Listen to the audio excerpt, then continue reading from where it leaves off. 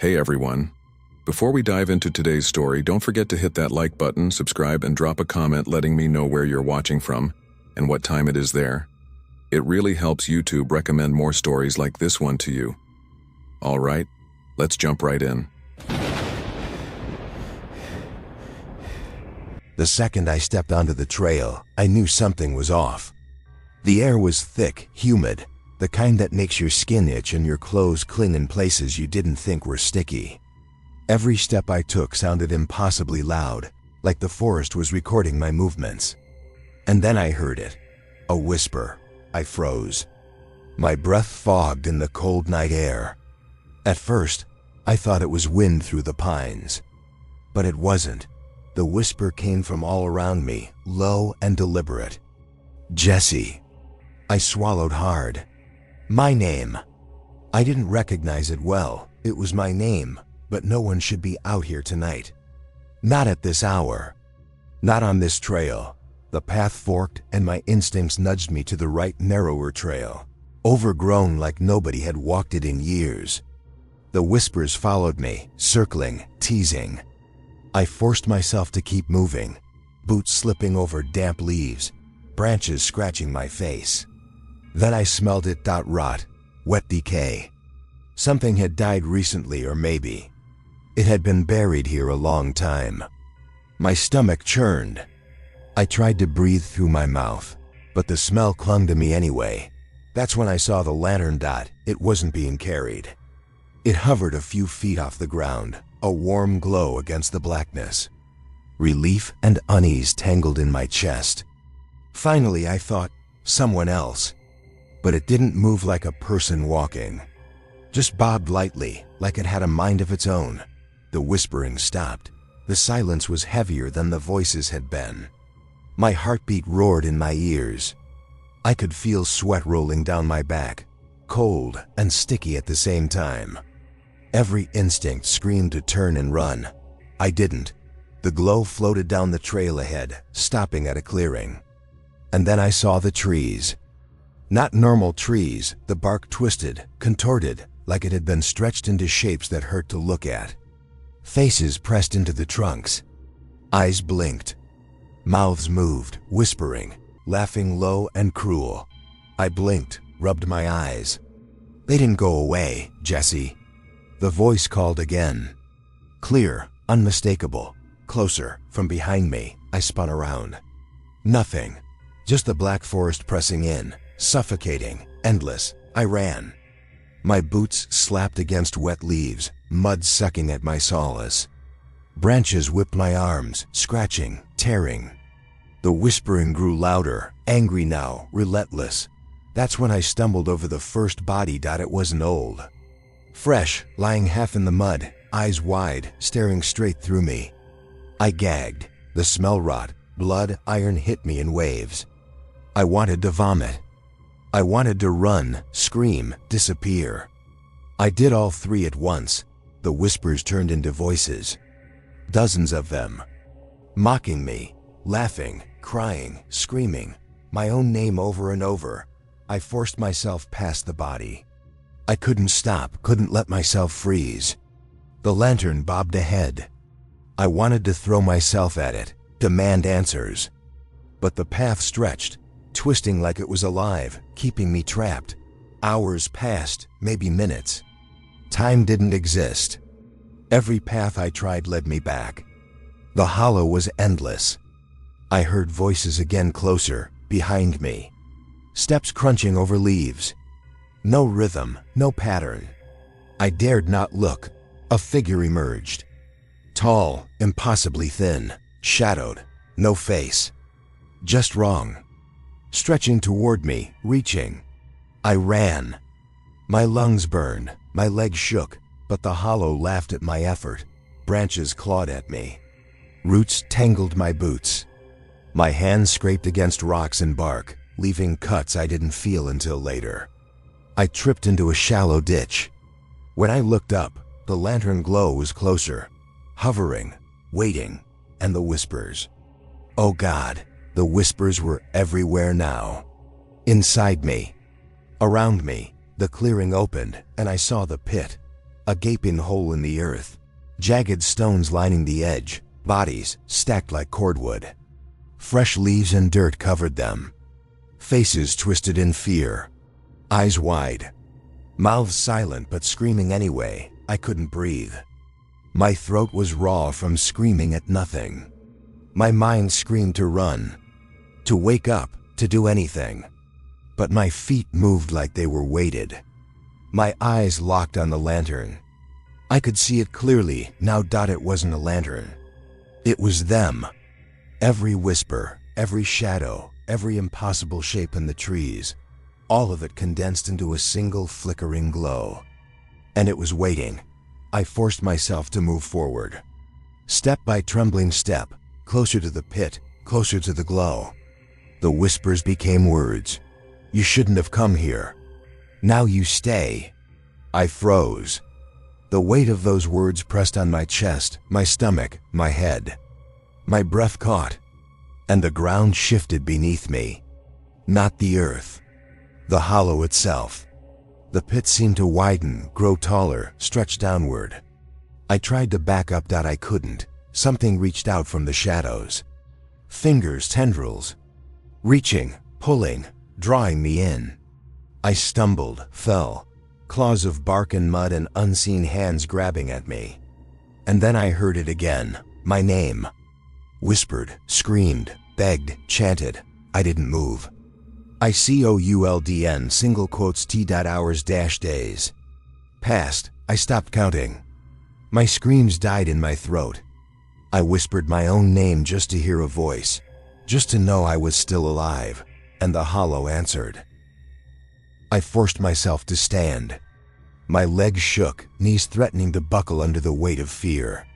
The pit gaped before me, dark and endless, whispering my name like it knew the sound of my soul. I knew instinctively that stepping back wasn't an option. The hollow had me. It didn't just want to scare me, it wanted me. I took a shaky breath and ran. The ground shifted beneath me, roots tangling, mud pulling at my boots. Every step felt like sinking deeper into the earth itself. I stumbled over a jagged stone and almost fell into the pit, the faint glow of the hovering lantern just inches away from my face. Its warmth wasn't comforting, it was suffocating. I could feel the whispers pressing against my skull, clawing at my thoughts, trying to make me stop, trying to make me look back. I didn't. Branches tore at my jacket, snagged my hair.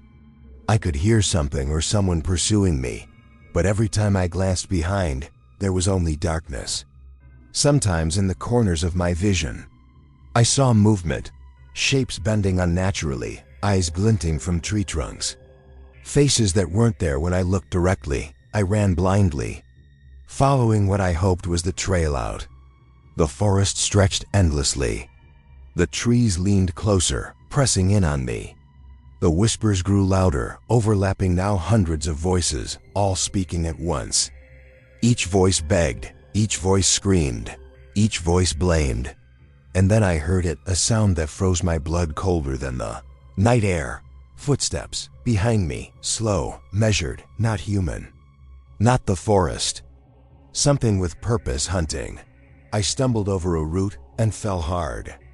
My hands clawed into the mud, scraping against rocks, leaves, soil. When I looked up, the pit was gone. The clearing, the twisted trees, the lantern, it was all gone. The hollow had shifted. The trail I thought I had been following had vanished. Panic clawed through me. I shouted for help, my voice bouncing off the trees. Only whispers answered. You can't leave. You can't leave. I ran again, breath ragged, lungs burning. My eyes caught something ahead. A small cabin, half collapsed, like it had been abandoned for decades. The lantern glow flickered inside. I hesitated, knowing better, but my desperation won. The door creaked as I pushed it open. Dust swirled in the faint light, motes sparkling like tiny ghosts. Inside, everything was wrong. The furniture was old, rotted, covered in mold, but the walls were lined with photographs. Hundreds of them. People's faces. Some smiling, some terrified. And in every single photograph, I saw the same expression. Fear. I stepped closer. My stomach lurched. I recognized one face. Two faces. The last three were faces I knew, friends, classmates, hikers who had vanished over the years. And then, a photograph of me. Taken last night, before I even entered the hollow. I spun around. Nothing, just the cabin. But the whispers, they were inside now, layered over each other, speaking from every corner of the room. They weren't saying my name anymore. They were repeating, "Stay, stay, stay." A movement caught my eye. The lantern floated toward me, twisting and flickering as if alive. My instinct screamed to run, but the door slammed shut, hard. The wood shivered like a heartbeat. I was trapped. Then I saw it. The figure, standing just beyond the lantern's glow. Tall, impossibly thin, featureless, its body bending in angles that shouldn't exist. And yet, somehow, it was human enough. I could feel its gaze, pressing through me, tearing at my insides. It reached out. Long, spindly fingers brushing the air just above my skin. I tried to move, but I couldn't. My legs refused to obey. My chest felt like it was collapsing. The whispers turned into screams, agonized, pleading, angry. All of them together. You came. You came. I don't know how long I stayed frozen. Seconds? Hours? The cabin seemed to stretch, elongate, doors multiplying, walls bending. The hollow wasn't a place. It was alive. And I was inside it now. Then it spoke. Not a whisper. Not a voice. A thought inside my head. Join them. I screamed. My throat burned. I kicked, twisted, tore at the walls, trying to get out. The lantern hovered closer. And in its glow, I saw the faces of the lost, hundreds of them, pressed into the walls, staring at me, screaming silently. I bolted for a back window, shoving it open, crawling out onto the cold, wet earth. The forest had changed again. The pit, the clearing, the cabin, they were gone. Just endless trees, black under a moonless sky. And the whispers, relentless, circling, following. I ran. Hours, I think. Days, maybe. Eventually, exhaustion forced me to stop. My clothes were torn, mud-caked. My skin was raw from branches. My chest heaved, lungs screaming. And I realized something terrible. The hollow wasn't done. It wasn't a place you could leave. It followed. Always. Now, months later, I avoid the trails. I tell myself I'm safe. But at night, I hear whispers outside my window. My name, sometimes my friends' names, sometimes just laughter. And I know, deep down, that one day I'll hear the lantern bobbing toward me again, because the hollow doesn't let go. And it doesn't forgive.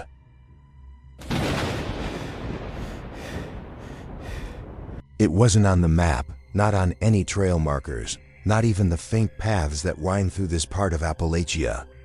Yet there it was, sitting in a small clearing like it had always been there. Wood darkened by age, smoke curling lazily from the chimney. My hiking app showed I was miles from civilization, alone in the forest. And still, there it was. I paused, trying to convince myself it was a trick of the light, a hallucination from too many late-night hikes and too little sleep. But my gut told me otherwise. Something about the cabin's edges, the way the windows reflected nothing but darkness, like black mirrors, made me step back. Then I heard it, a floorboard creaking inside. I froze. I hadn't seen anyone, not a soul for miles. The creak repeated, deliberate, almost a greeting. Curiosity got the better of fear. I moved closer, every branch snapping beneath my boots, every dry leaf announcing my presence to the forest. I could hear my heartbeat, a dull drum, echoing off unseen trees. The smell of smoke and damp wood grew stronger. curling into my nose like it wanted me inside. I reached the door. It was old but solid, with a rusted handle that shivered under my touch. I hesitated. Something in me screamed to turn around, but another part, a foolish part that had always led me into trouble, pushed me forward. I stepped inside. The air was thick and musty, sweet with smoke. The cabin was small, sparsely furnished, but everything seemed normal, too normal. A wooden table, 2 chairs, a small stove. No signs of habitation, no footprints, no dust moved, no personal items. Yet there was a warmth, subtle, almost welcoming, that didn't belong in a place this isolated. And then I saw it. A notebook lying on the table. I picked it up.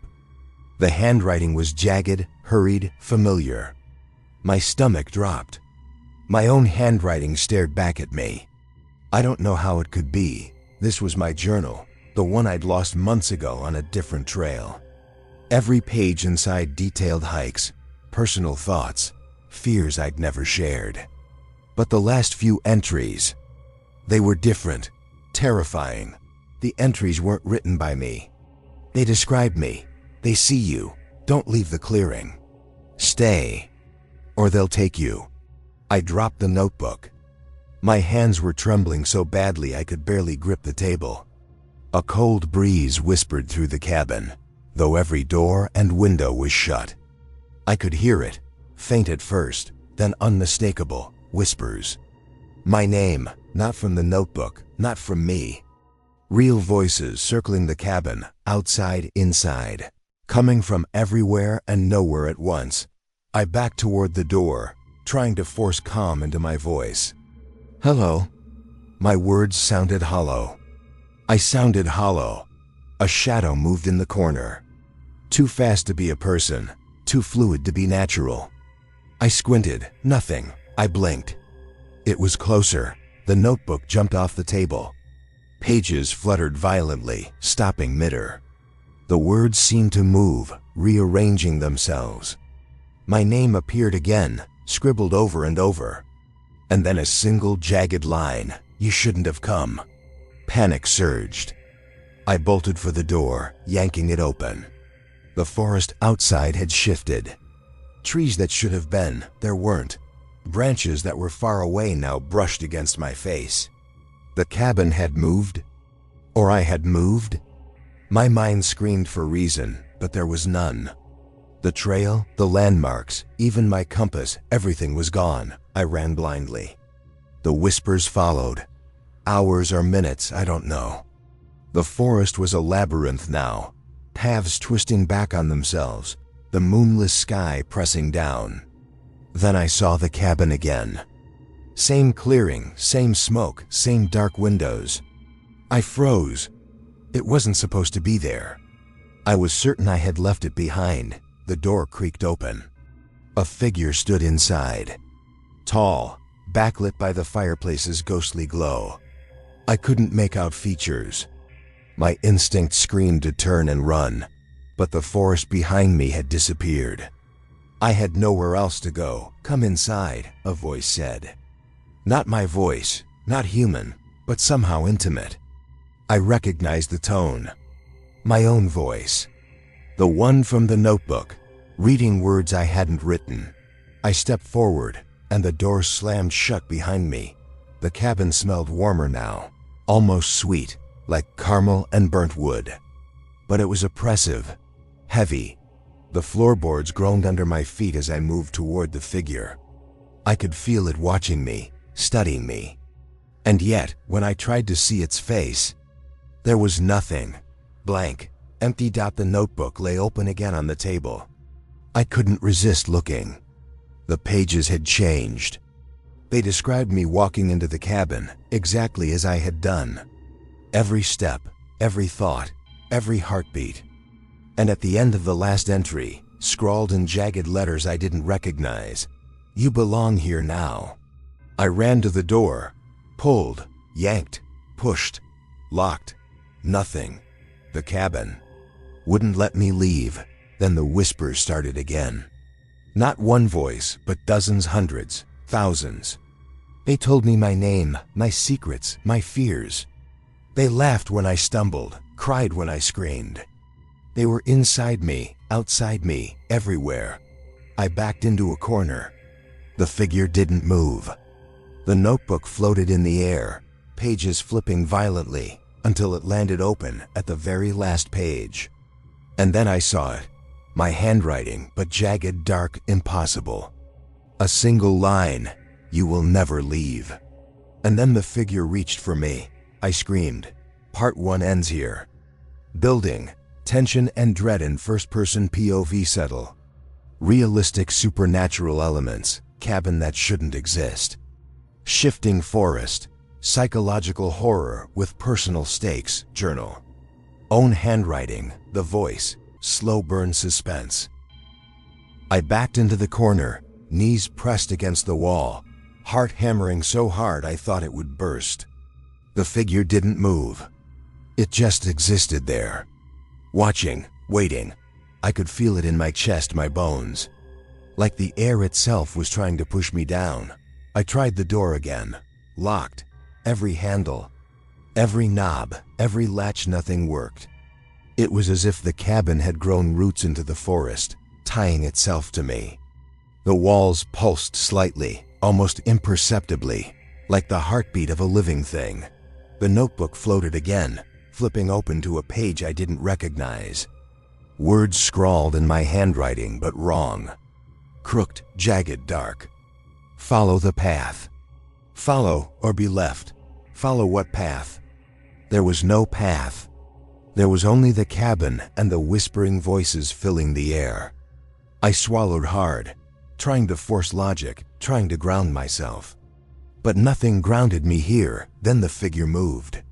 Just a step, or maybe it was several. The air shifted with it, cold, smelling of damp earth and something sweeter decay, almost floral. My throat tightened. I couldn't scream anymore. I couldn't breathe properly. I ran toward it, desperate, hoping confrontation might somehow break the cabin's hold. But when I reached where it should have been, nothing. The floor was empty. The notebook hovered, pages still flipping, then landed softly on the table. I touched it. The pages were blank, but then the words appeared, like ink bleeding onto paper. Turn around. I did. And the figure was there again, closer, taller. Every time I looked away, it seemed to advance, despite not moving an inch. Shadows stretched unnaturally from its form, wrapping around the corners of the room. I stumbled backward into the table, knocking over the notebook. The pages scattered like leaves in wind. My hands shook as I tried to gather them, but the words were already rearranging themselves, forming one clear sentence repeated over and over. You can't leave. You can't leave. You can't leave. The whispers were deafening now, hundreds of voices layered on top of each other. I covered my ears, but it didn't help. The cabin itself seemed to press in, walls bending, floorboards creaking, ceiling lowering. My breath came in short, shallow gasps. Then I realized the cabin wasn't just a trap. It was a test. Or a predator. A thing alive, shaping itself around me, feeding on my fear. Every step I had taken, every choice, every heartbeat it knew. It knew. Desperation pushed me to try the window. I pried at the frame with all my strength. The glass refused. The frame warped in my hands. I slammed my fists, screamed, begged, cursed. And then I saw movement outside. Another figure. Smaller, human-like. It waved at me. My own reflection. My own image, perfectly mirrored, smiling at me. But I didn't smile back. My reflection didn't speak. It just moved, gliding toward the other side of the glass. I stumbled back, chest heaving. The main figure tilted its head. Shadows twisted around the room like smoke. I felt myself drawn to the notebook again. My fingers brushed the pages, and suddenly, images flooded my mind. Other hikers like me, drawn to the cabin. Faces pale, eyes wide with fear. Every last one had walked in thinking they were alone, thinking they could explore, thinking the forest was safe. None had left. Panic spiraled. My legs moved on their own, propelling me toward the door again. I yanked, screamed, cursed. The figure reached for me, long spindly arms stretching impossibly. I felt it touch my shoulder. Ice. Fire. 1,000 pinpricks. My knees buckled. I fell. The cabin pulsed, walls bending, ceiling groaning. The floorboards creaked beneath me. The whispers were louder than ever, now chanting, "Stay, stay." And then it spoke not aloud, but in my mind, "You belong here." I screamed. My voice cracked. My vision blurred. And somehow, I understood, the cabin doesn't just trap you physically. It traps you mentally, emotionally. Every fear, every thought, every secret becomes part of it. Part of its walls. Part of its shadows. I scrambled, trying to escape, but the floor shifted beneath me. The window? Gone. The door? Gone. Only walls, stretching endlessly, lined with the floating images of all those who had come before me. Their eyes begged, pleaded, accused. I stumbled backward, colliding with the table. The notebook hovered again, flipping to a page with one word written in blood-red ink. Forever. The figure stepped closer. Closer, the shadows reached out. The whispers crescendoed into a roar. And then, silenced out, the cabin stood empty again. Nothing moved. The notebook lay closed on the table. The fire in the hearth had died. I was alone, or I thought I was. I ran. No trail, no map, no compass mattered.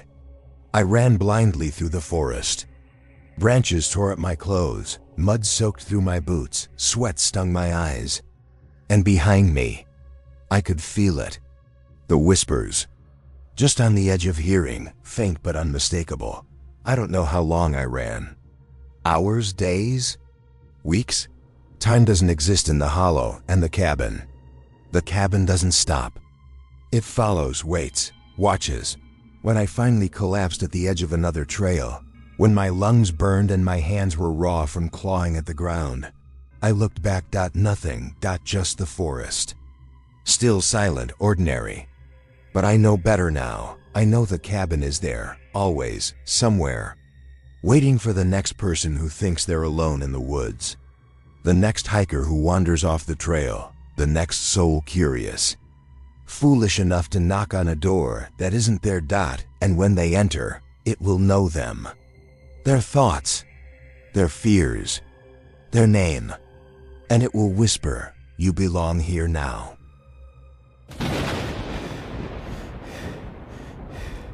The second I stepped onto Bloodroot Path, I knew I'd made a mistake. It was night, and the forest had that deep, suffocating stillness you only feel miles from the nearest town. The smell of wet leaves and damp earth filled my nostrils, and my boots sank slightly into the mud with every step. The path itself was narrow, overgrown, twisting like it didn't want anyone to follow it. But I had to see it for myself, the stories, the warnings. The first thing I noticed was the roots. Black, thick, twisted like snakes across the trail. The locals called them bloodroot, claiming the sap ran red, as if the forest itself bled.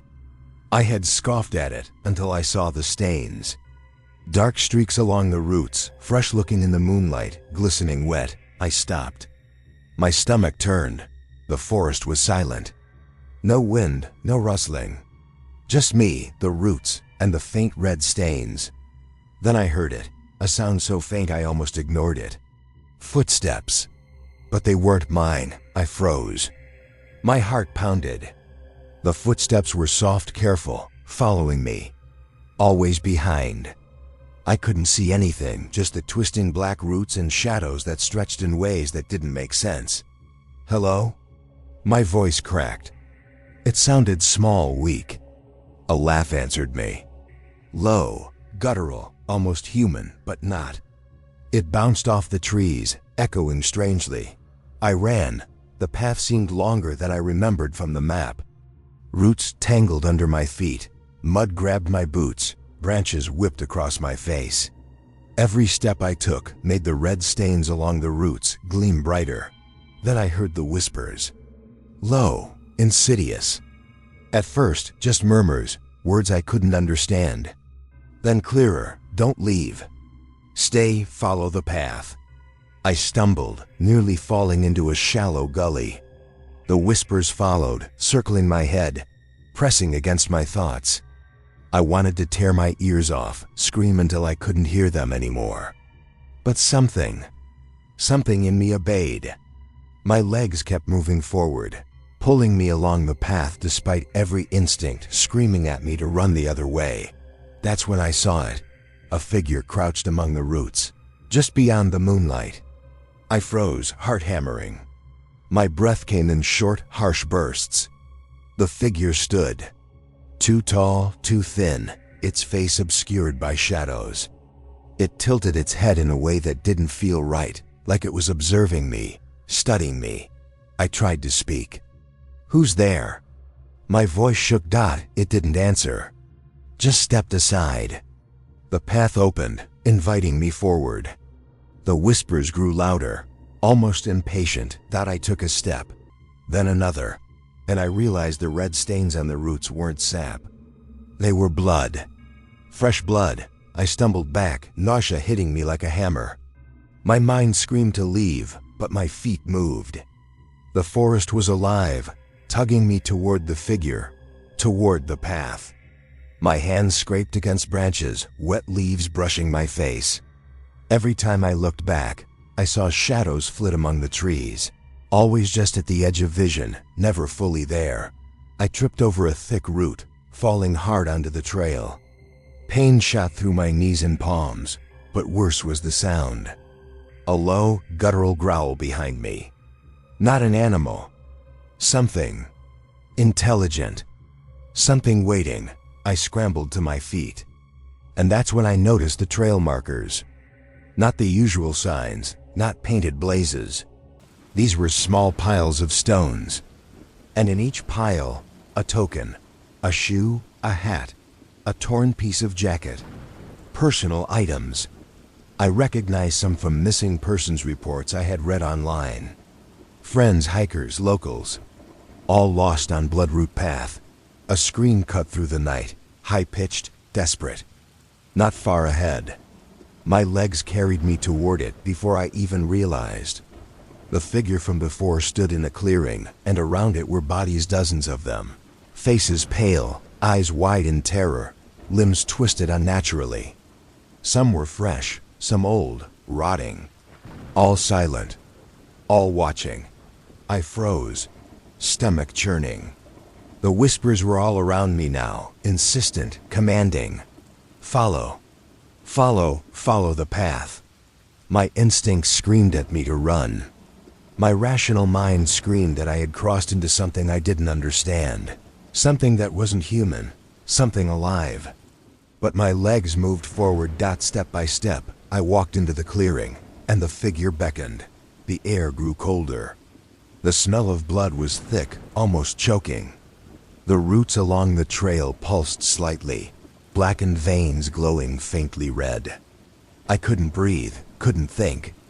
The forest itself seemed to be watching, alive, whispering my thoughts back at me. I stumbled over a root, nearly falling. And when I looked up, the figure was closer. Closer than it should have been. I turned to run. The path behind me had changed. Trees twisted together, forming walls. Roots rose like fences. There was no turning back. The whispers swirled in my ears, overlapping, screaming, calling. Names I didn't know, names I thought I recognized. My own name. I ran blindly through the clearing, boots slipping, branches scratching my arms and face. And then I saw it. The path ahead split. Two directions. I hesitated. A voice, soft but certain, whispered, "Choose. Choose or stay forever." I took the left path. I hesitated at the fork in the trail. Left or right? The whispering was louder than ever, urging me forward, pulling me deeper into the forest. I took a step on the left path. Immediately, the trees closed in. Branches twisted overhead like hands, roots curling around my ankles. The moonlight barely penetrated the dense canopy. The red stains along the roots pulsed faintly, glowing in rhythm with my heartbeat. Or was it the path's heartbeat? A cold wind slithered through the trail. I could feel it brushing my neck, cold fingers grazing my skin. The whispers became clearer. Hundreds of voices overlapping, chanting, "Follow, follow, follow the path." I ran blindly, slipping on mud-slick roots. Each step seemed heavier than the last, as if the trail itself resisted me. I glanced behind shadows twisted unnaturally between the trees. Not animals. Not human. Something else. Watching. Waiting. Then I tripped. My hands hit the roots. Blood. Not mine. Fresh, warm. My stomach lurched. A figure emerged from the shadows, tall, thin, hunched in ways that didn't make sense. Its face was featureless, smooth, but I felt its gaze pierce me. It didn't move. It didn't need to. The path itself carried its will. I scrambled up, heart hammering. Branches scratched my arms, mud caked my boots. The path shifted beneath me. Every time I tried to turn, the trail twisted, rearranging itself. I was trapped in a labyrinth that breathed, pulsed, and whispered my name. Another scream pierced the air, sharp, desperate. Close, human, or once human.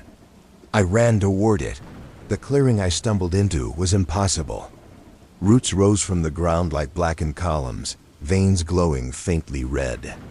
And there they were, bodies, hundreds of them. Faces pale, eyes wide, mouths frozen in silent screams. Some were tangled in the roots, others lying flat on the mossy ground. Every one of them staring at me. The figure moved forward, gliding silently. I couldn't tell if it was walking or if the path itself was moving it closer. Its limbs bent at impossible angles, shadows stretching unnaturally across the clearing. The whispers surged. They weren't just around me, now they were inside me. Thoughts, memories, fears I hadn't shared with anyone, echoing aloud. I tried to scream, but my voice died in my throat. You follow. You follow. I ran again. The path forked multiple times now, twisting back on itself, roots rising like fences. Every direction led deeper into the forest. My lungs burned, my legs shook. I stumbled over a root and nearly fell into a shallow gully. And then I saw something that made my blood run cold. A pile of stones, familiar. On top of the stones lay a hat, a shoe, a torn piece of jacket. Items I recognized. Hikers, locals, people who had vanished over the years. And at the very top, a small bloodied notebook. My name written across it in jagged letters. I picked it up. Pages fluttered. The handwriting. It was mine. But wrong. Dark, crooked, unreadable in places. And then the words resolved themselves into a single sentence. Stay. Or be added. I dropped the notebook and stumbled backward. The figure approached, stretching impossibly, shadows twisting.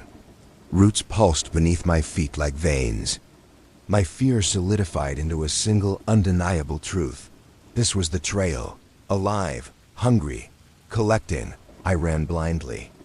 Every path I tried ended in the same clearing, the same piles of stones, the same faces staring. My legs ached. My lungs burned. My mind wavered on the edge of reason. The whispers became voices. Clear now, personal, names I knew. My friends. My family. But all distorted, screaming, pleading, accusing me. I wanted to look away. I tried. But the path didn't allow it. A voice deeper than the others echoed in my head. You belong to the path. I stumbled. Roots wrapped around my ankles. I screamed, pulled, kicked, but they held, tightened. The shadows stretched, twisting around my vision. I fell. And then I saw a figure standing at the edge of the clearing. Not the one I'd seen before. Smaller, familiar, someone I knew. Or thought I knew. A friend from years ago, smiling at me, beckoning. I wanted to run to them. My body betrayed me. My legs froze. The path pulsed, tugging me toward the figure I trusted. And when I reached out, they disappeared. My hand grasped only air. The path shifted again. I was alone. I ran. Hours, I think. Days, maybe. The forest stretched endlessly, trees leaning closer, roots curling upward like fingers. The red stains along the trail glimmered faintly, lighting my way, marking the path like a predator marking its territory. Every sound, the rustle of leaves, the snap of a branch, even my own heartbeat was amplified. Every shadow seemed to have eyes. Every whisper became a scream. And then I realized I wasn't running toward the exit. I was running deeper into it. The final clearing appeared suddenly. Roots coiled like serpents, bodies tangled, eyes wide. And at the center, the figure. The same faceless, twisted being, waiting, smiling, though it had no mouth. I collapsed to my knees, sobbing, exhausted. Every instinct screamed to fight, to flee, to survive. But I was out of options. The figure stretched an impossibly long arm toward me. The roots beneath me rose, entangling my legs, pulling me closer. The whispers surged, hundreds of voices chanting my name. My mind teetered on the edge of madness. "You will stay with us," I screamed. My vision blurred. Darkness pressed down, and then silence. When I woke, I was at the edge of the forest. Mud-caked, bleeding, broken. The trail behind me looked ordinary, peaceful. Moonlight filtering softly through the trees. No red stains. No roots rising like veins. No whispers. I thought I was free, but I know better now. The path is alive. It waits, collects names, faces, souls, and someday, if I'm foolish enough, it will call me back, because Bloodroot Path never forgets.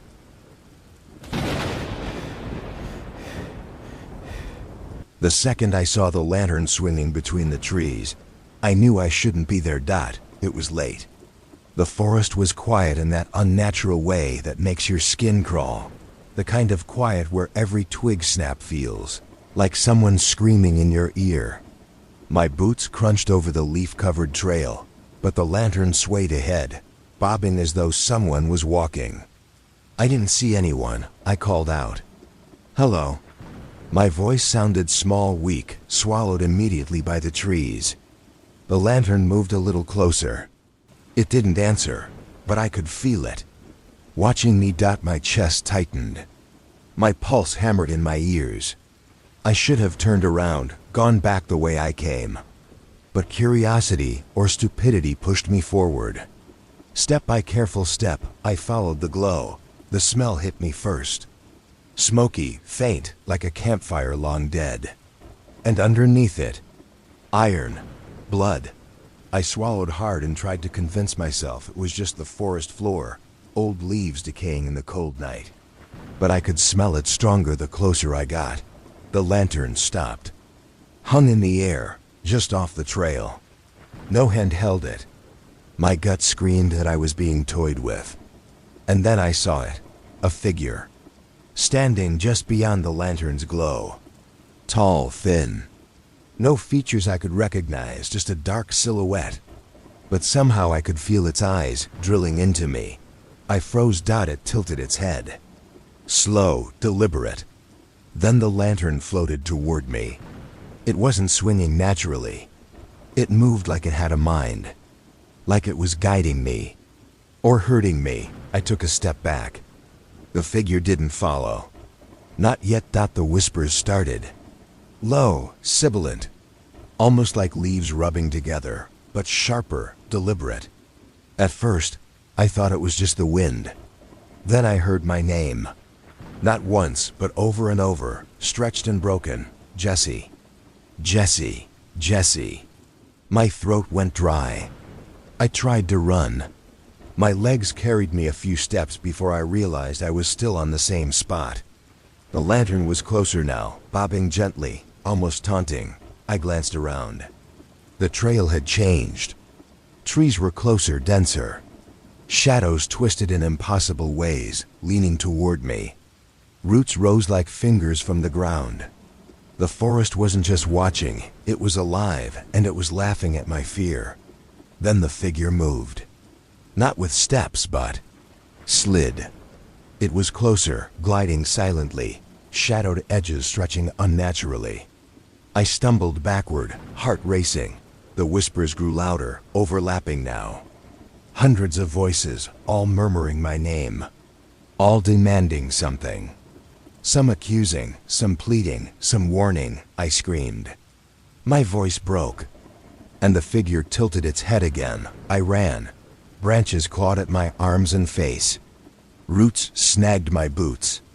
The lantern stayed ahead, guiding, always guiding. Behind me, I could feel something, presence, stalking me. Not human, not animal. Something else, watching. The trail forked. My mind raced. Left? Right? Either way, I could feel the lantern waiting for me, beckoning. I chose right. The figure didn't follow. But the whispers did. Now inside my head. Voices I recognized from my life friends, family mixed with voices I didn't know, distorted, cruel, chanting. Follow. Follow. Follow. I ran blindly. Hours, maybe. I don't know. The forest stretched endlessly. Every time I thought I saw the edge, the trees closed in. The lantern floated just ahead, leading me deeper, always deeper. Then I stumbled into a clearing. The lantern hovered in the center. And around it, dozens of figures. Shadows, shapes, indistinct, watching me. All silent. All waiting. And at the center, the lantern glowed brighter, as if impatient. I wanted to turn. To run. But the forest had changed. No path back. The whispers screamed, "You belong here." I froze. My chest heaving. And the figure stepped forward. The edges of its form blurred, stretching. Bending. I could feel it before I saw it. Cold. Hollow. Hungry. Waiting for me to make a mistake. I bolted. The shadows twisted. Pulling at me, bending the trail. The lantern floated ahead, always just out of reach. Every step I took brought me closer to the center of the clearing, and to the figure itself. Branches whipped my face. Roots tangled my boots. My lungs burned. I tripped and fell, face first into the wet ground. When I looked up, the figure was closer. Too close. The lantern hovered at eye level, light reflecting off nothing. No features. Just presence. And a whisper, sharp and clear. Stay. I didn't. I scrambled, ran, stumbled. I scrambled through the underbrush, branches whipping my face, roots snaring my boots. My lungs burned. My legs trembled with exhaustion, but I had no choice. The lantern man wasn't just following me. It was everywhere, in every shadow, in every whisper. The lantern floated ahead, bobbing gently as if mocking my panic. Every step I took toward it felt heavier. The forest seemed alive, the trees bending inward, closing off every escape. And the whispers.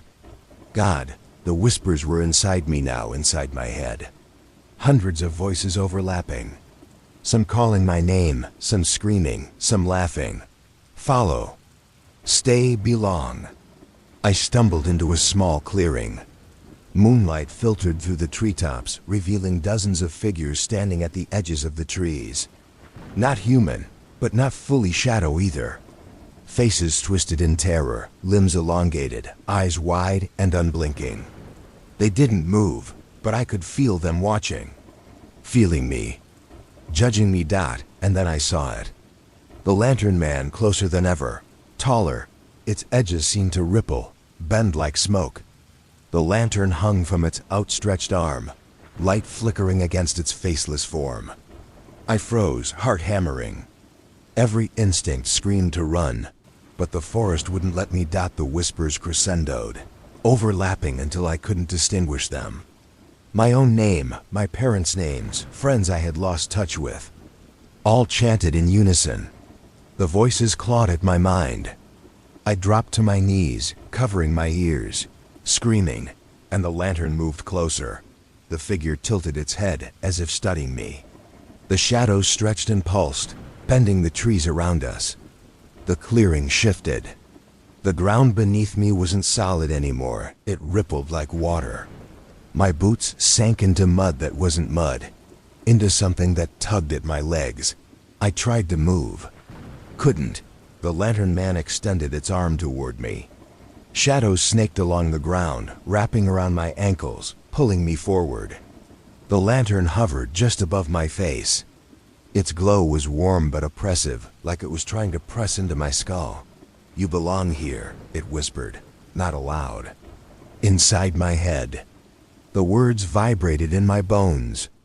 I screamed again, thrashing, but the shadows held me. Then I saw the others. Figures I recognized, hikers, campers, people who had vanished in these woods over the years. They stood silently behind the lantern man, their faces pale, their eyes wide, their mouths opening slightly, whispering, chanting, all calling my name. Panic consumed me. I kicked, struggled, clawed at the mud and roots, but nothing broke the lantern man's hold. Every move I made brought me closer to it. And then I realized something worse. The lantern's light. It wasn't just illuminating the path. It was recording me. Every fear, every hesitation, every heartbeat, every scream, every thought. All of it, captured in the glow, stored, owned. I tried to scream my defiance. Tried to run again. But the forest shifted. Trees rose like walls. Roots snaked across the clearing, coiling around my limbs, tugging me toward the center where the lantern hovered. The whispers became deafening. My own voice called back to me. I was repeating everything I said, every curse, every sob, every terrified plea. The lantern man bent closer. Shadows stretched across my vision, curling into my ears, my eyes, my chest. The lantern's glow flared. For a moment, I felt its presence inside me, probing, reading. I understood then. It didn't just hunt. It didn't just collect. It possessed. I had one thought. One desperate, insane thought. If I moved fast enough, if I outpaced it, maybe I could escape. I lashed out, kicking and flailing. Somehow, my limbs broke free of one shadow. I ran, faster than I ever had. Branches whipped my face, roots tore my boots. The forest seemed endless, twisting. Every turn brought me closer to the lantern's glow, as if it had anticipated my path. Predicting every step, I tripped, fell face first into the mud. My hands scraped against something solid. I looked up. The lantern was inches from my face, swaying, still and silent. The shadows had vanished for a heartbeat. Relief surged, stupid and fleeting. Then I felt the pull. It wasn't the shadows anymore. It was the forest itself. Roots lifted from the ground.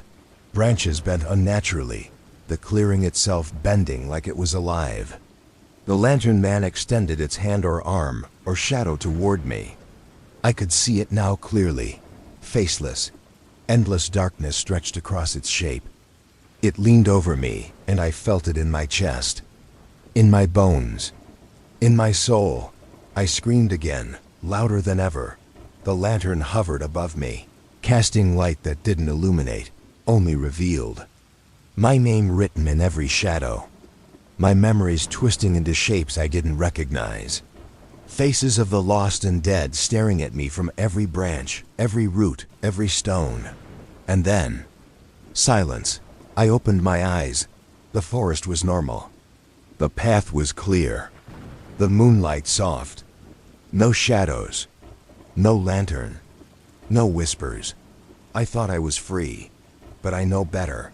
I feel it still inside me. In every shadow at the edge of my vision, in the chill that runs down my spine when the forest is quiet. The lantern is always there, waiting, watching. I know it will return, and when it does, it will be patient. It always is.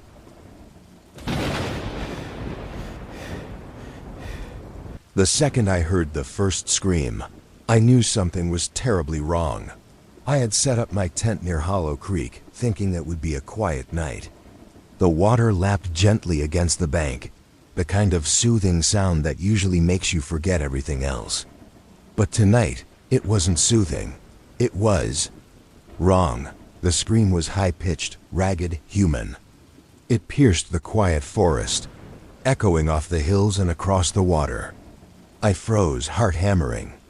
My first thought was a hiker in trouble. My second thought was that I was the only person for miles. I grabbed my flashlight and stepped outside the tent. The forest was black, the creek barely reflecting the moonlight. The scream came again, closer this time. And then another, further down the creek. Panicked, I shined my light along the water. Nothing. I walked cautiously toward the source, the soft mud sucking at my boots. The air smelled damp and metallic like iron, like blood. My pulse raced. Every snapping twig, every rustle of leaves made me jump. Then I heard it, the whispering. Not far away, just beyond the tree line. It wasn't a voice I recognized. Not human. Not animal. Just whispering. My name. My thoughts. My fears. I froze. The scream started again. Short, sharp, desperate. And now I could hear them coming from under the water. Hollow Creek was shallow here, barely knee-deep. But the screams sounded like they were coming from below the surface.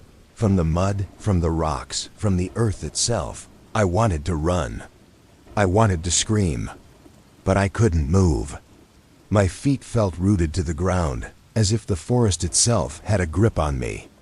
The whispers swirled louder, overlapping, calling my name, calling names I didn't know. Names I hoped I'd never hear again. A shadow moved along the far bank. Something or someone slid between the trees. Tall, thin, faceless in the moonlight. It stopped, tilted its head like it was watching me, measuring me. I thought about running, but the mud clung to my boots, pulling me down, making me stumble. I called out, "Hello, are you okay?" No answer. I could feel it before I saw it, a presence in the air. Heavy, oppressive, watching, judging, waiting. And then the creek itself seemed to stir. Water bubbled, swirled. The mud at the bottom shifted. Shapes moved just beneath the surface. Arms? Faces? I couldn't tell. Only glimpses. Only enough to make my stomach turn and my hands tremble. The whispering became clearer. Not random words anymore. Commands, instructions, threats. Come closer. Join them. Stay. My mind screamed at me to run. But my legs, soaked and covered in mud, barely obeyed. Every step I took felt heavier. The forest closed in around me. Trees bent in unnatural ways. Roots curled around each other, forming twisted arches, shadows stretching unnaturally along the ground. Then I saw them, bodies, half buried along the creek bank. Faces pale, eyes wide in terror, mouths open in silent screams. Some were fresh, some rotten, some skeletal. All of them staring at me. At the water. At the forest. I wanted to vomit, but my throat was dry. My lungs burned. The shadow moved again. Closer this time. Sliding through the trees with unnatural grace. No sound, no footsteps. Only the water, lapping. Only the whispers. I tried to back away. My feet sank into the mud. I grabbed a branch to steady myself, but it snapped. The sound echoed like a gunshot. The shadow froze. The whispers stopped. Silence. The creek still, and then the scream came again. directly from the water at my feet. I stumbled backward, heart hammering. The mud beneath me shifted. I tried to run, but roots rose from the ground, curling around my ankles, pulling me toward the creek. The water shimmered strangely. Faces pressed up from beneath the surface, mouths opening and closing in silent, pleading terror. I fell forward, hands sinking into the mud. My fingers scraped against something solid. I pulled it up. A shoe, fresh, red-stained. A child's shoe dot, and then another scream. Right behind me, I spun around. Nothing, only the trees. Only the moonlight. Only the whispering voices, circling, calling. My own name. Others' names I recognized from local missing person reports.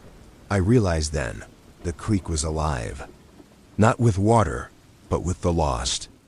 The forgotten. The hunted. Every scream, every whisper, every shadow, it wasn't just sound. It was a warning. And now, somehow I had been noticed. The shadow stepped closer. Limbs bent at impossible angles, faceless. Its presence pressed against me. I tried to crawl backward.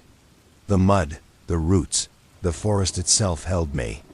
I was trapped. And then I heard it. Directly in my mind.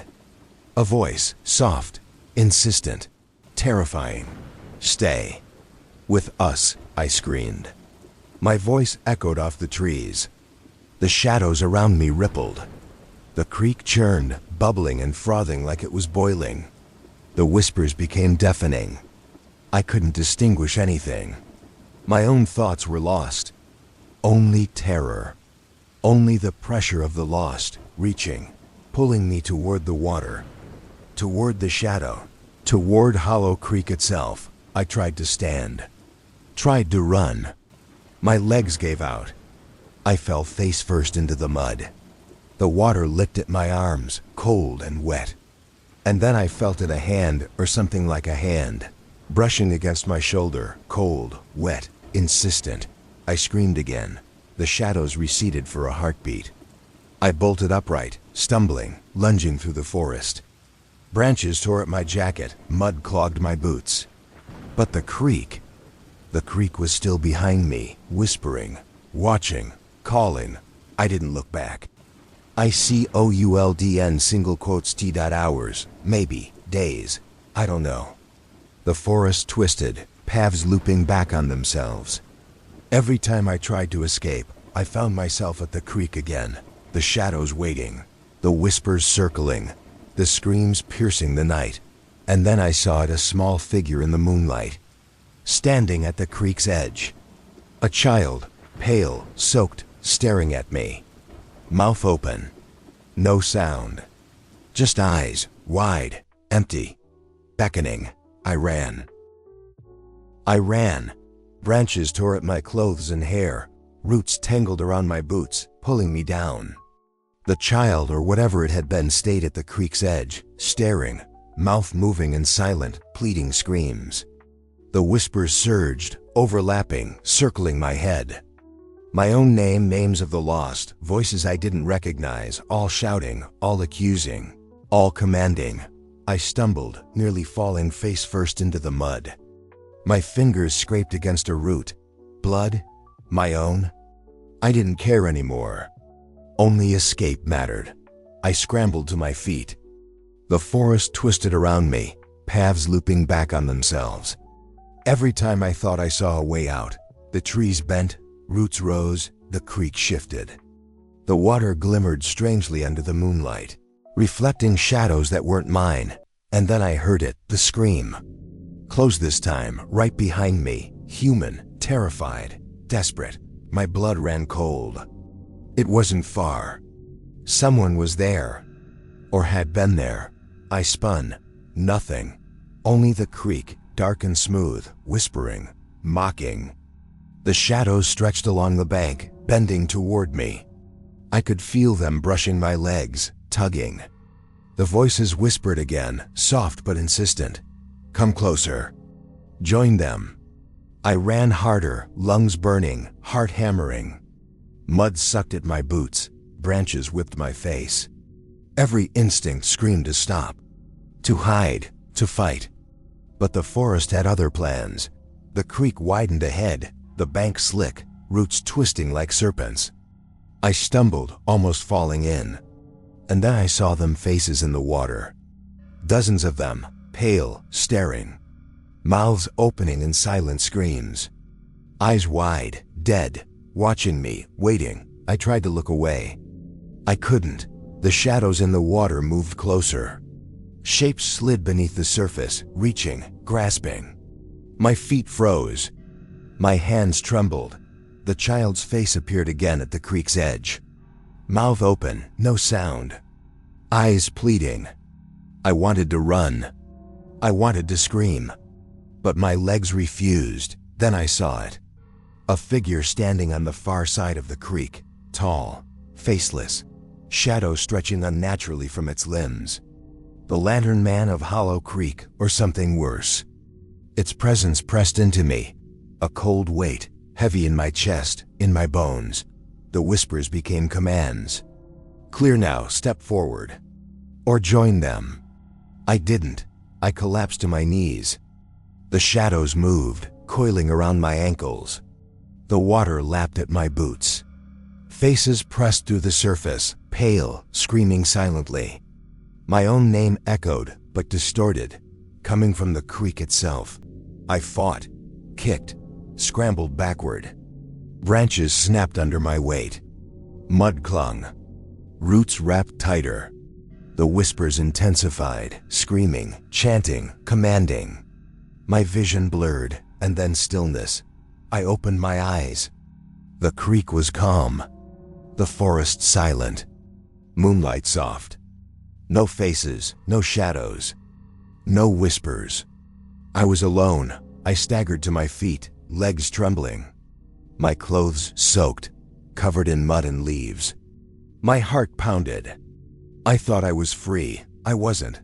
I could feel it, the creek, the forest, the hollow watching, always waiting. The whispers hadn't stopped. They were just faint now, inside my head. My own voice echoing back to me, twisted. I ran again, blindly.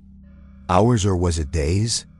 The forest stretched endlessly, paths bending, loops forming, always leading back to the creek.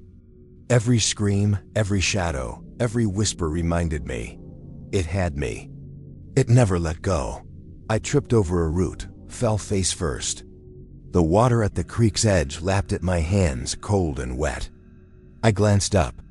The child, still standing there, beckoning, mouth opening, silent. I turned and ran. I know the creek is still there. I know the shadows wait in every hollow, under every root, beneath every stone. I know the whispers will never stop, and I know one day they will get me. The second I saw her thumb out, I knew it was too late to turn around. Black Bear Road was narrow, winding, and mostly empty at this hour. The moonlight barely lit the asphalt, and trees pressed so close together, it felt like the forest wanted to swallow the road whole. I'd been driving for hours, trying to shake the feeling that something was wrong in these parts. She was standing just past a curve, thumb out, pale face under a hooded jacket, dark hair hanging in her eyes. Normal, I thought. A young woman in trouble. I should have kept driving. I slowed anyway. Pulled over. My headlights illuminated her pale skin and hollow eyes. Need a ride? I asked. My voice sounded smaller than I intended. She nodded, stepping toward the car. Her boots made no sound on the asphalt. I felt a chill run down my spine. Something about her movement was off. Too smooth, deliberate. Thanks, she said, voice soft, almost melodic, with an accent I couldn't place. Appalachian? Maybe. I unlocked the door. She slid in without looking at me. The car smelled faintly sweet, like perfume mixed with damp leaves. But it wasn't natural. It made my stomach twist. Where are you headed? I asked. Just down the road, she said. No city, no town. Just down the road. Her voice carried a weight, an insistence I couldn't ignore. I shifted in my seat, trying to shake the unease. Black Bear Road was long and winding. There weren't many houses out here. Most people drove past. Most people didn't stop for strangers after dark. I glanced at her. Her eyes were fixed on the road ahead. Hollow, empty. And then I noticed her smile. Not a friendly smile. One corner of her mouth pulled higher than the other, just slightly. Enough to make me uncomfortable. We drove in silence. The only sound was the tires on asphalt, the occasional hoot of an owl, the rustle of leaves in the wind. Are you sure you don't want directions? I asked after a while. She shook her head slowly. I know where I'm going. Something about her certainty was wrong. It made my stomach churn. I tried to ignore it, focus on the road. Black Bear Road had a reputation. Local legends mostly, hitchhikers who disappeared, strange figures along the shoulder, lights that appeared in the forest and then vanished. I had never believed any of it. Until tonight. The car suddenly felt colder. Not the chill from the windows, not the night air. Cold, pressing, heavy. I could see my breath in the cabin, mist curling in front of my face. I looked at her. Her head tilted slightly, eyes locked on me. She smiled again. I like the dark, she said. Her voice a whisper now, though her lips barely moved. I swallowed. Tried to smile. Me too. She laughed. Low, melodic but wrong. It echoed in the car, bouncing off the windows. I could feel it vibrating in my chest. We drove in silence again. But I kept glancing in the rearview mirror. Something flickered in the trees. Shadows that weren't there before. A figure standing just off the road, watching. Every time I blinked, it vanished. I tightened my grip on the wheel. Do you live around here? I asked. She didn't answer. Just smiled. The corners of her mouth pulling higher, her eyes hollow, empty, watching, waiting. The road twisted sharply. I braked slightly. She leaned forward. Not aggressively. Just leaning. Watching me. Black Bear Road isn't safe, I said. Trying to sound casual. Trying to mask the rising panic in my chest. Lots of accidents. People get lost out here. She tilted her head. I know, she said softly. I shivered. The next few minutes passed in tense silence. I kept my eyes on the road, trying to convince myself this was just a weird hitchhiker.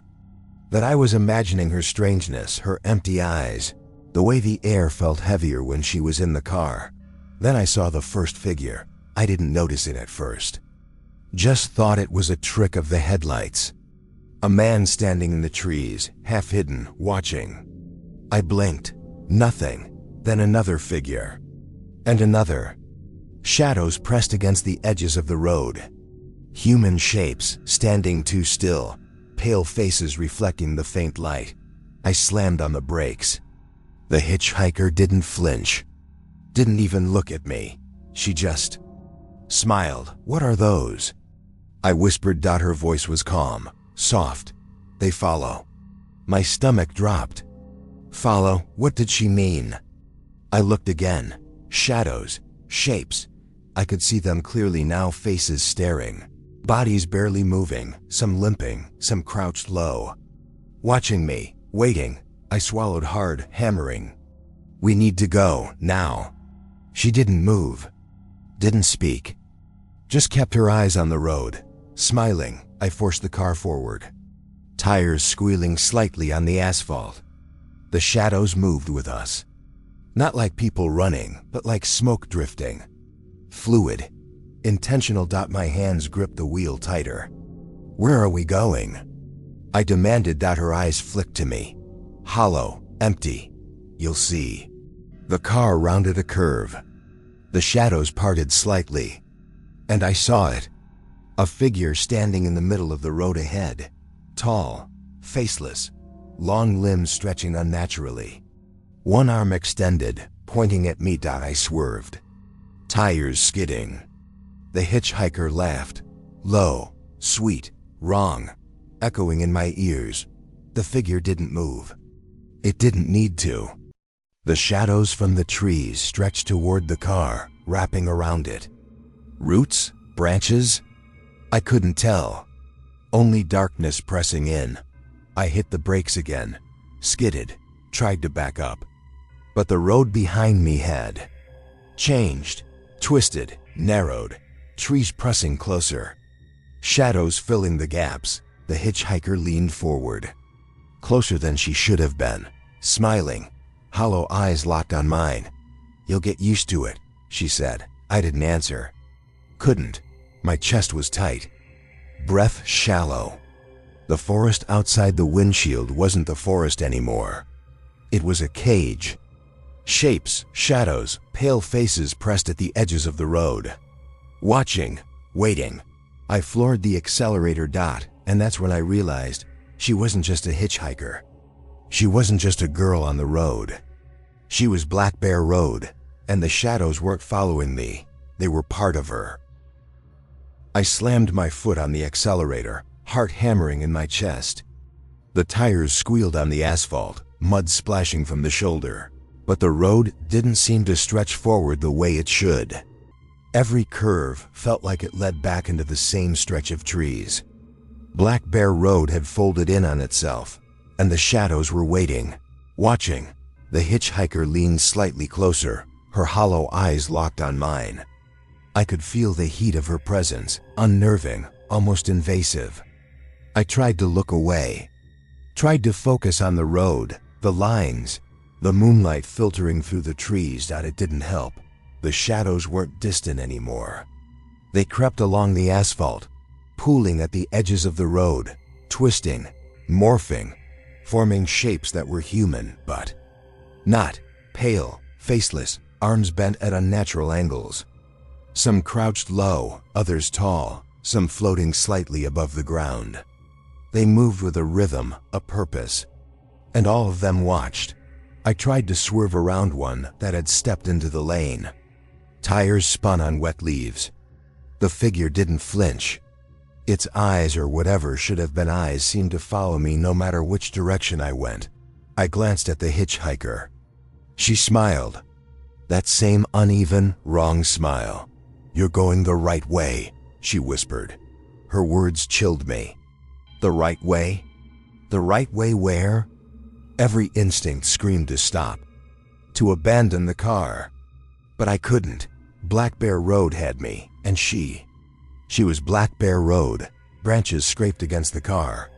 Twigs cracked under the tires. The shadows multiplied.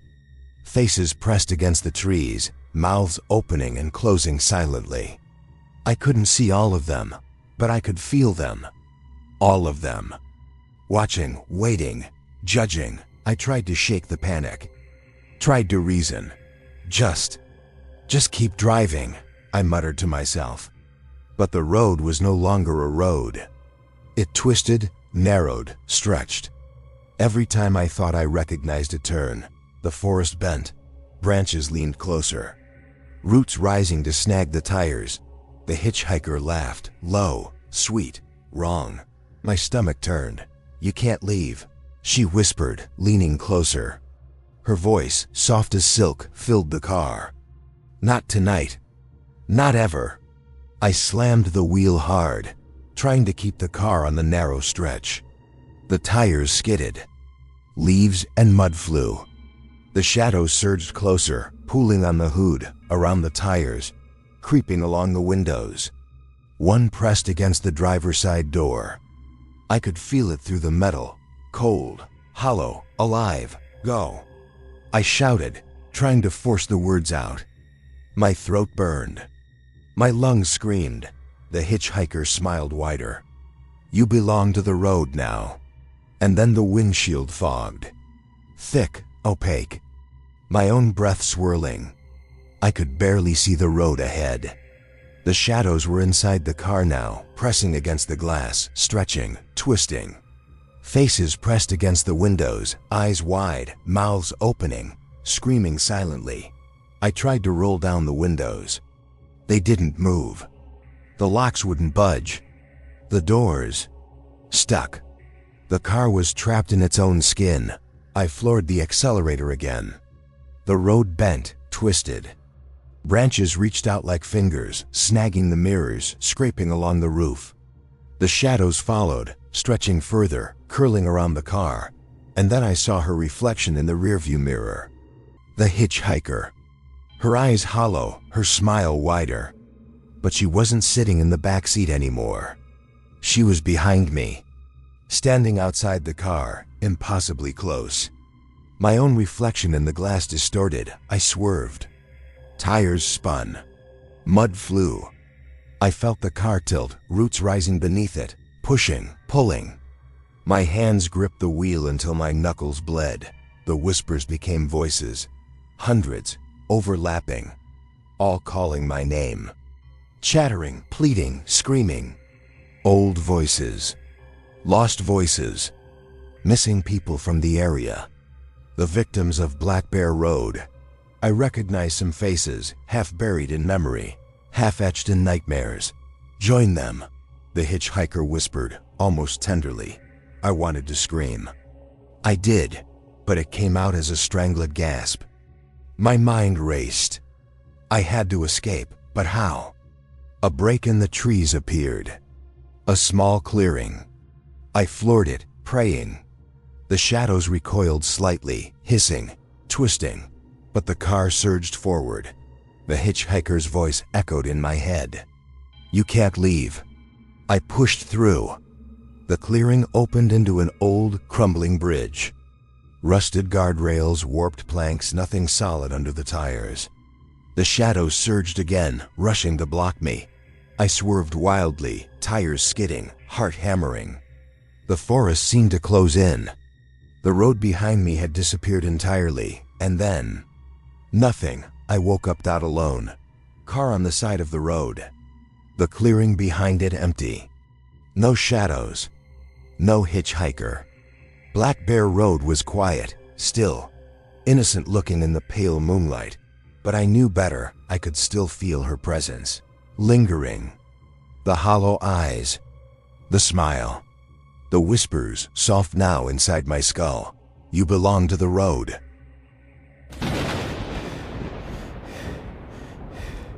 I woke in my car, cold sweat clinging to my skin. The clearing was quiet, moonlight pale and deceptive. I should have been relieved, but my gut told me otherwise. The hitchhiker, whatever she was, hadn't left. I could feel her presence, like a shadow pressing against my mind, waiting. I shook my head, trying to clear it. The tires were intact. The road stretched before me, safe, normal, or at least it seemed so. But Black Bear Road had a way of twisting reality. I knew that now.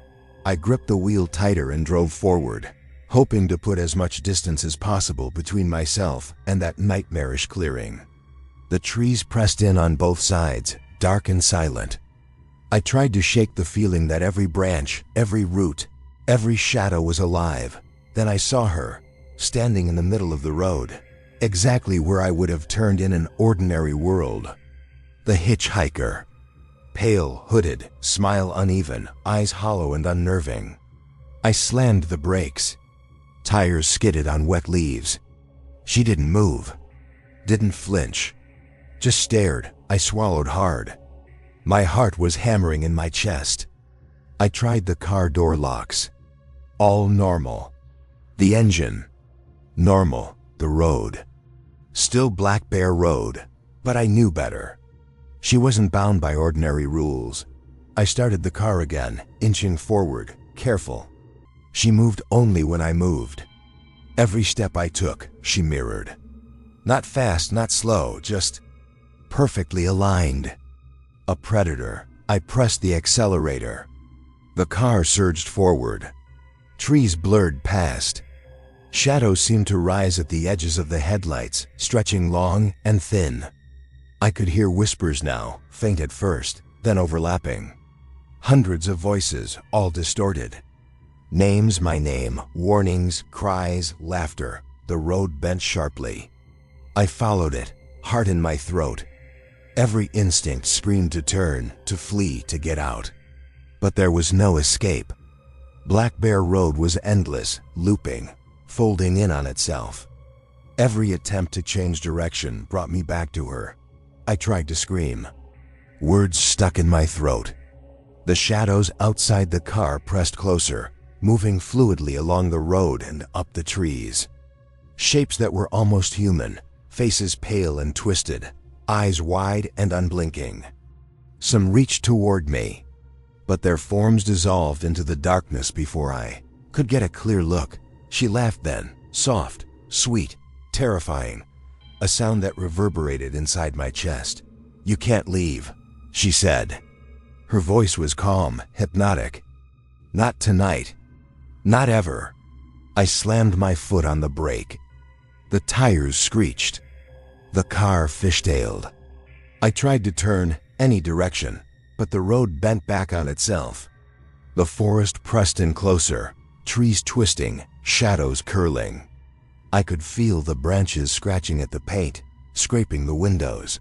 The headlights flickered. And then, darkness. I slammed my eyes shut, heart hammering. When I opened them, the road was gone. The trees were closer than ever. Shadows filled every corner. The moonlight no longer reached the asphalt. The car's engine roared, but I was no longer in control. The road moved beneath me, a living thing, reshaping, bending. The hitchhiker was closer. Always closer. Her smile stretched wider, unnatural. She raised a hand. Not waving, not beckoning, just raising. A command. I felt my body hesitate, frozen despite every attempt to move. Then she whispered in my mind, "Follow me." The words weren't spoken. They weren't external. They burrowed into my skull, pressing against my thoughts. I tried to resist. I tried to drive the other way, to flee. My hands trembled. The car obeyed her instead. Tires slid over the warped asphalt, following the path she willed. The shadows followed, pressing closer. Faces in the trees, twisted, screaming silently. Some crouched low, watching from the roadside. Others glided along the road itself, moving in impossible ways, bending the rules of space and time. I tried to shut out the voices. My own name repeated over and over. I could feel my sanity fraying. Each turn, each curve, each shadow pressed into my mind. Eroding reason. The car shuddered as we approached a bend I didn't recognize. Moonlight broke through for the first time, revealing a small, abandoned gas station. Broken windows, rusted pumps, weeds growing through cracks. It should have been safe, a marker of civilization. But I knew better. The hitchhiker's eyes glowed faintly in the darkness. She stepped forward, raising her hand again. Shadows pooled at her feet, stretching toward the car. "You can rest here," she said. Her voice sweet, honeyed. But I didn't believe it.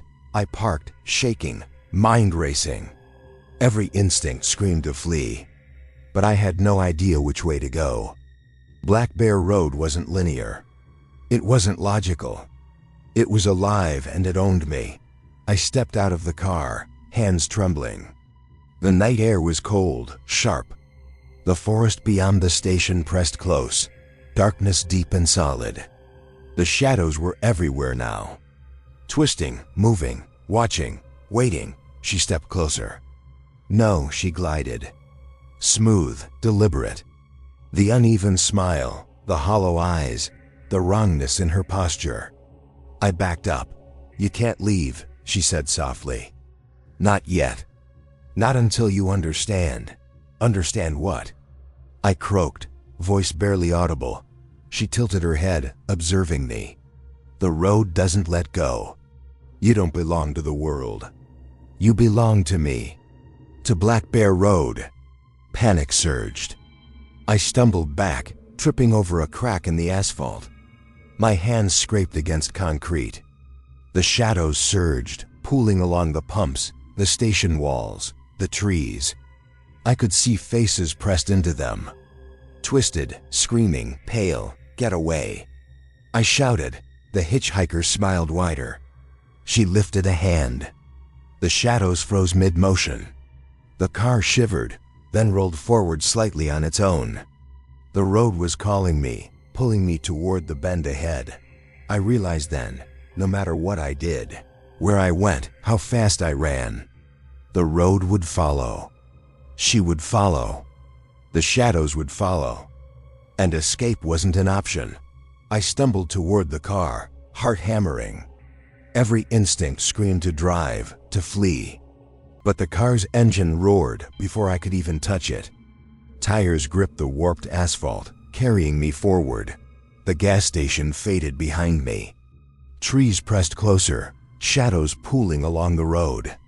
And ahead, I could see the figure of another person. Pale, hunched, limping along the roadside. Real? Not real? I couldn't tell. I tried to slow down, but the car obeyed her. Obeyed the road. The figure raised its hand.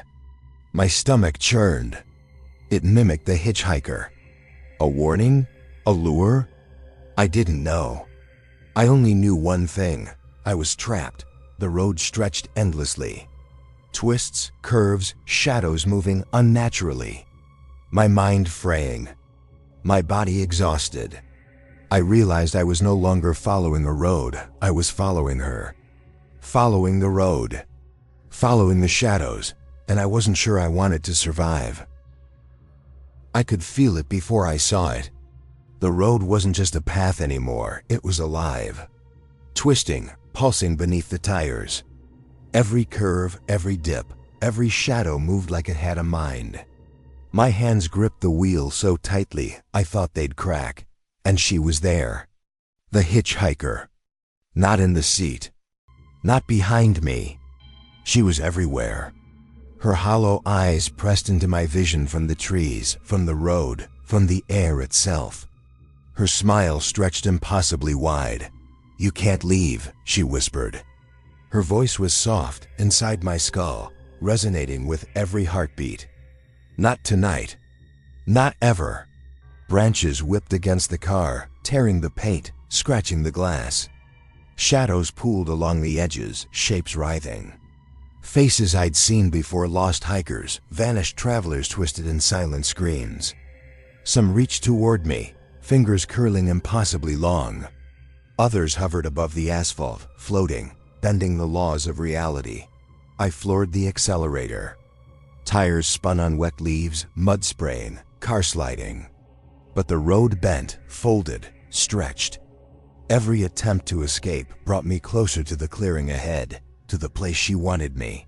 I couldn't stop. I couldn't turn. The car obeyed her. Black Bear Road obeyed her. Then I saw it. A figure standing in the middle of the road ahead. Not her, someone else. Pale, hunched, trembling. My own face.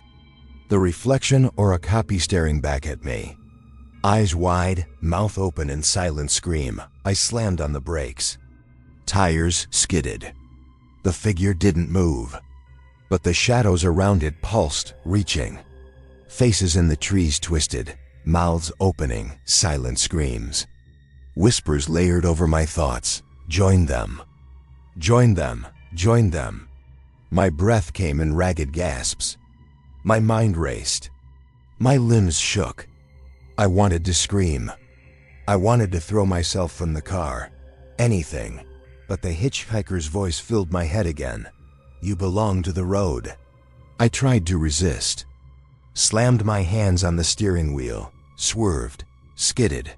The car tilted. Mud and leaves flying. The shadows surged, pooling around the tires, climbing the hood. Faces pressed against the windows, mouths opening and closing. My own voice echoed back at me. The road curved sharply. I didn't remember the turn being there. The tires slid into a shallow ditch. I clawed at the wheel. The car groaned. Roots rose beneath the chassis, curling like serpents. Pulling me in, she was beside me now. Not walking. Not running. Sliding through the air. Her hand pressed against the driver's side window, but there was no reflection, No distortion, just presence. Hollow eyes locked on mine. "You can't leave," she whispered again. "But you can understand. Follow." My stomach churned. My lungs burned. I wanted to scream. My hands shook on the wheel. I didn't want to follow. But my body moved. The car moved. The road moved. And I had no control. The clearing opened ahead, familiar, yet wrong. Trees twisted into unnatural arches.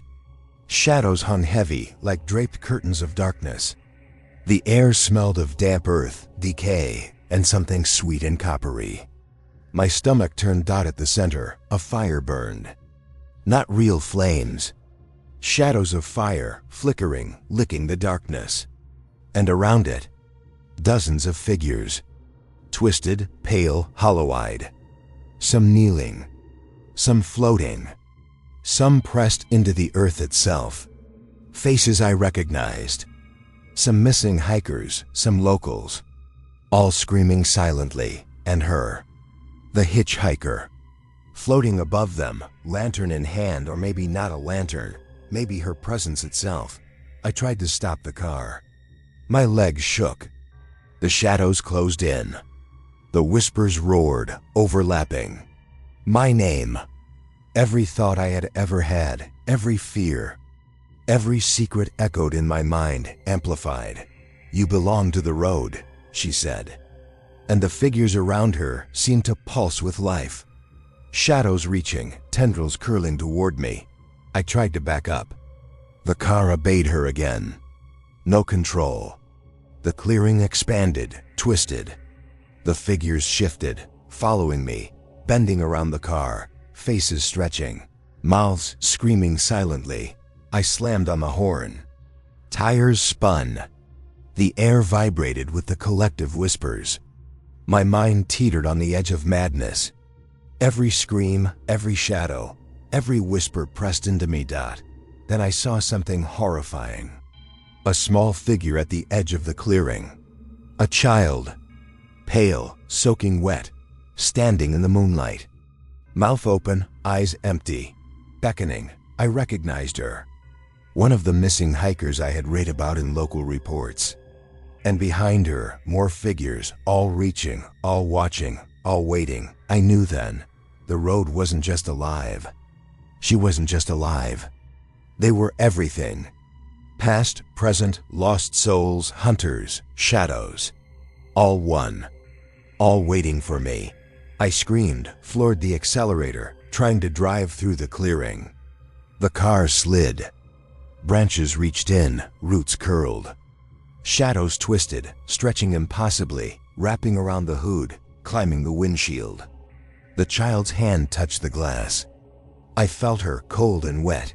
Inside my chest, the hitchhiker laughed, sweet, terrifying, hollow. "You can't escape," she said. "Not tonight. Not ever." I swerved wildly, barely avoiding one of the pale figures. Tires spun, mud flew. The clearing seemed to pulse with every heartbeat, every breath. The shadows followed. The fire flickered.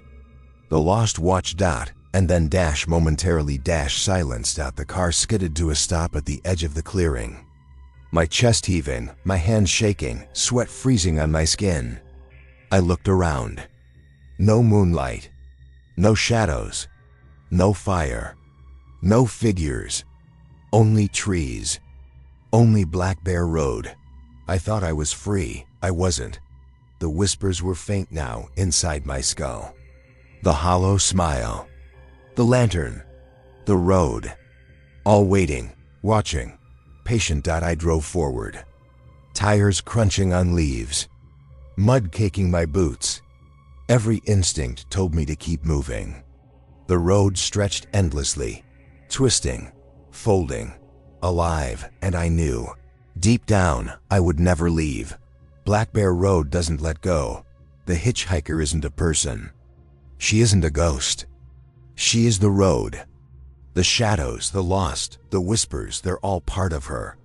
And someday she will call you, and if you answer, you belong to her too. The second I realized the trail markers were gone, I knew something was wrong. I had hiked this section of the Appalachian Trails dozens of times before, but tonight, everything felt different. The sky was heavy, overcast, the moon hidden behind a blanket of clouds. The usual hum of crickets and distant owls was gone. Silence pressed against me like a physical weight. I glanced at the map on my phone. Battery was full, GPS signal strong, except the trail I knew to be here, marked clearly on the map, wasn't visible on the ground. No blazes on trees, no painted arrows, just dense underbrush stretching in every direction. I stopped, heart hammering, my ears strained. That's when I heard it, a whisper, not faint, not distant, right next to me. My name, Eli. I froze. Sweat prickled at the back of my neck. My mind raced. I told myself it was the wind, a trick of the forest. But the whisper came again, closer, softer, like it was breathing against my ear. Eli. I spun around. Nothing. Trees pressed in, shadows stretching unnaturally, twisting over each other. The path I had been following vanished completely, swallowed by the dark woods. My heart thumped in panic. I considered turning back, retracing my steps, but I couldn't. The trail had disappeared behind me too. No markers, no ground impressions, nothing. I swallowed hard, trying to calm myself. It's just the forest, I muttered. You've hiked here 100 times. Nothing's changed. But my instincts screamed otherwise. The air was thick, heavy with moisture and decay. Every step forward sank slightly into soft, damp earth. I heard faint snaps branches underfoot that I hadn't stepped on. Footsteps echoing mine. I spun again. Shadows shifted in the trees. Shapes blurred. A figure, tall, thin, standing just beyond the brush. I squinted. It didn't move, didn't breathe. Just watched. Panic clawed at my chest. I took a cautious step back. The figure didn't flinch. The whispers grew louder. Not my name this time, but others. Names I didn't recognize. Children's voices, adults' voices, crying, calling, laughing in the same breath. I stumbled over a root and nearly fell. My flashlight flickered. The battery was full yesterday, I had checked. Now it blinked violently, casting quick, sharp shadows that didn't match the trees. The figure was closer now, I swear. Closer. Every time I blinked, it moved. Though I didn't hear it, I ran. Branches clawed at my jacket, snapping. Roots snagged my boots. The forest seemed alive, pressing in on all sides. The whispers followed. My own thoughts echoed back at me, twisted, rearranged. Then I saw the first marker, or what should have been one. A stone, neatly stacked, at the edge of the trail. But it wasn't right. Fresh dirt, smooth, as if someone had placed it minutes ago. I knelt to inspect it. My fingers brushed the dirt, cold. Not cold from the night, but from something else. Something alive. The whispers intensified, layering over each other until I couldn't distinguish anything. My own name. Unknown names, screams, pleas, commands. I jumped up. The stone pile had vanished. The trail stretched endlessly, uniform, featureless. I was trapped, and I realized with sudden, horrifying clarity, the forest had remembered me. It knew I was here. It had been waiting. I ran blindly, deeper into the underbrush, branches tearing my jacket, mud squelching underfoot. Shadows followed, figures darting at the edge of my vision. Each step forward led me deeper, not closer to an exit. The whispers became voices. Clear now, pleading, angry, accusing, calling my name over and over. I wanted to stop, to sit down, to close my eyes. I wanted it all to end. And I saw a figure ahead. Small, hunched, standing perfectly still. Human, I thought. A hiker, lost like me? I ran toward it, desperate for something real. It moved first. Not toward me, but along a path I didn't recognize. Leading me. And I understood. It was bait. I followed the figure. I shouldn't have, but I couldn't stop myself. My legs moved on their own, carrying me deeper into the forest. The whispers followed, layered now like a choir of the lost, rising and falling with my heartbeat. Branches clawed at my face and arms. Mud sucked at my boots. The air was thick, heavy, suffocating. And still, I followed the figure. It led me to a clearing I didn't recognize. The moonlight barely penetrated the dense canopy, but enough to see the outlines of dozens of figures standing silently among the trees. Pale faces, hollow eyes, frozen in expressionless stares. Some crouched. Some stood unnaturally tall, bending in ways human bodies shouldn't. And all of them were looking at me. I stumbled backward, my stomach turning. They hadn't moved, yet I could feel them watching, assessing. Their eyes seemed to pierce my thoughts, unraveling my fear and feeding on it. Eli. A whisper. My name, close, too close. From everywhere.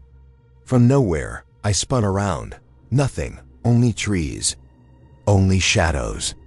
My flashlight flickered again. Its beam sliced through the darkness, catching movement at the edge of my vision. Shadows curling, stretching, twisting into shapes that were almost human, but not quite. I swallowed hard and tried to steady my breathing. Every instinct screamed to run. Every thought screamed that I should have turned around the moment the trail vanished. But my feet remained planted. I wanted to move forward, even as every fiber of my being screamed against it. The figure I had followed stepped aside, or maybe it didn't move at all. My mind was fraying. I couldn't tell. A second later, I realized the figures in the clearing had multiplied. Faces pressed against the trunks, twisted and elongated, mouths opening in silent screams. The shadows pooled in unnatural shapes, leaning toward me. The whispers grew louder, layering over themselves until my own thoughts became impossible to distinguish. I tried to run. My legs finally obeyed. I stumbled, branches lashing against my arms, roots tangling my boots. The ground seemed to shift beneath me. Each step forward became a fight, as if the trail itself resisted my escape. I glanced back. The figure wasn't behind me anymore. They were everywhere. Faces in the shadows, leaning closer, stretching impossibly. Hollow eyes, open mouths, screaming silently. And in the middle of it all, the first figure I had followed smiling that wrong, uneven smile. The whispers spoke in unison now. Stay. Stay. Stay. I screamed. My voice echoed through the trees, swallowed almost immediately by the darkness. My flashlight flickered violently and died, plunging me into near-total blackness. The figures pressed closer. I could feel the weight of them, the pressure of their presence, the cold brushing against my skin. Then I tripped. Fell face first into wet earth. Mud in my mouth, cold pressing into my chest. I scrambled, hands digging into the soil, trying to push myself upright.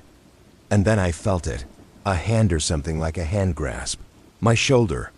Cold, hollow, insistent. I spun. Nothing. Just the shadows pressing closer. The whispering became louder, clearer. Individual voices now. Names I recognized. Hikers who had disappeared on this trail years ago. Friends I had seen in passing but never spoken to. Their voices. Accusing. Pleading. Screaming. I scrambled to my feet and ran blindly. Twisting, falling, branches clawing, roots tangling, mud sucking. Every step led me deeper. The forest no longer resembled the trail I knew. Trees leaned closer, trunks bending unnaturally. Shadows pooled on the ground like living things, curling and stretching with a purpose. The whispers became commands. Come closer. Join us. I forced myself to keep moving. To run, to survive. Every instinct screamed against it. The trail bent strangely, looping back on itself. Every attempt to change direction brought me back to the clearing. The figures, the shadows, the whispers. I stumbled into another clearing. Familiar, yet alien.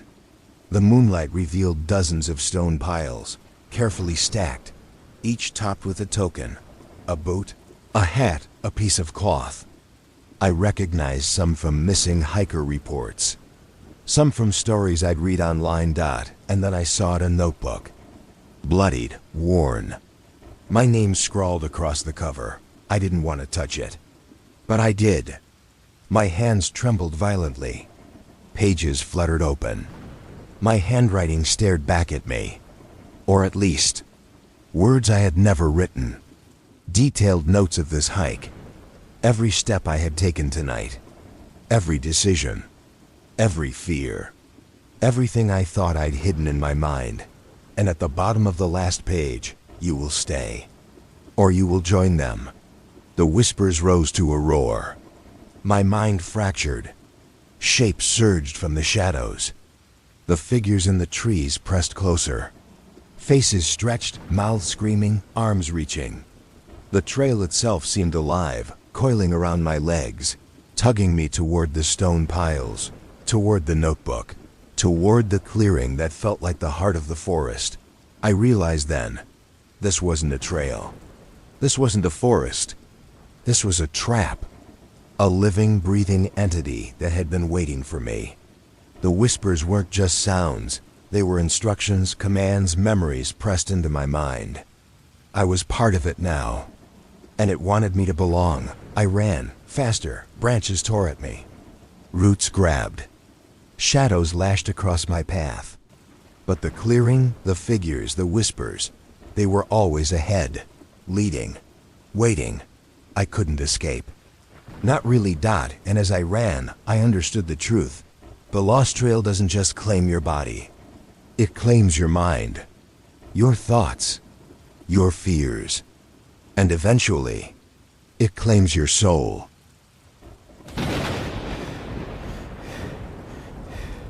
I ran. Not because I knew where I was going, but because I couldn't stop. Every instinct screamed at me to escape, to survive. But the trail, if you could still call it, that had a mind of its own. Twisting, bending, looping back on itself. Every step forward felt like I was moving backward. The whispers followed. Louder now. Clearer. No longer just my name, but other voices. Cries, laughter, pleas. Voices of those who had come before me. Missing hikers. Travelers lost in this section of Appalachia. I could almost recognize some of them. Their fear, their despair, their hopelessness, all pressed into my mind. I stumbled over a root, mud clinging to my boots. My flashlight flickered. The battery hadn't changed. I was sure of it. Yet the beam cut through darkness only to reveal shifting shapes at the edge of my vision. Shadows bending unnaturally. Faces stretching. Eyes glowing faintly, accusing. I tried to shake it off. Told myself it was exhaustion, imagination. But deep down, I knew better. I came to a clearing, or what I thought was a clearing. Trees leaned inward, trunks bending in impossible arcs. Stone piles lined the edges, each topped with a token. Hats, boots, scraps of clothing. I recognized some. Faces pressed into my memory. Stories I had read. Victims of the lost trail. And in the center, a notebook. I approached it cautiously, fingers trembling. Mud clung to the edges of the pages. My name scrawled across the cover. My handwriting, or something pretending to be mine, stared back at me. Pages fluttered open, revealing every step I had taken tonight. Every fear, every thought, every secret. And then, on the last page, one line in jagged, dark letters. You cannot leave. You are ours. The whispers rose again, voices overlapping. My own thoughts were echoed back at me, twisted, rearranged. I screamed, hands covering my ears. The shadows advanced. Not like people walking, like smoke flowing. Shapes rising from the ground, bending around me. I bolted. Branches tore at my arms and face. Roots snatched at my boots. Every attempt to run forward only led me deeper into the forest, the path folding in on itself, twisting like the trail was alive. I tripped over a rock, or was it a root? Hard to tell. Pain shot through my leg. My flashlight rolled into the mud. Darkness swallowed me. I scrambled to my feet, heart hammering. The clearing was gone. The stone piles were gone. But the shadows remained, whispering, watching, waiting. And then I saw them, figures emerging from the trees. Pale, thin, eyes wide, mouths open in silent screams. Some moved, some hovered, some just pressed against the trunks. And at the center, the first figure I had followed, the one that had led me deeper, smiling that impossible, uneven smile. "You belong here," it said. Soft, inside my head, resonating in my chest, I ran again. My legs were on fire. My lungs burned. My mind teetered on the edge of madness. The trail twisted, the trees bent closer, shadows licked at my skin. Whispers grew into screams, overlapping, endless. My own thoughts echoed, distorted. And then I understood. The lost trail didn't just trap you physically. It trapped you mentally, spiritually. Every fear, every secret, every choice became part of it. And I was now woven into its fabric. I stumbled into another small clearing. Moonlight filtered through the trees, revealing faint shapes in the distance. Figures crouched, faces pressed to the ground. Some motionless, others moving unnaturally, bending, twisting. And in the center, a small figure, a child, pale, soaked, standing perfectly still. Mouth opening, eyes empty, beckoning. I screamed. My voice cracked. The shadows surged. Roots rose from the ground, curling around my legs. Branches lashed at my arms. The trail itself pulsed, alive, dragging me toward the figures, toward the child, toward the center of the forest. The whispers became commands. "Join us. Stay forever."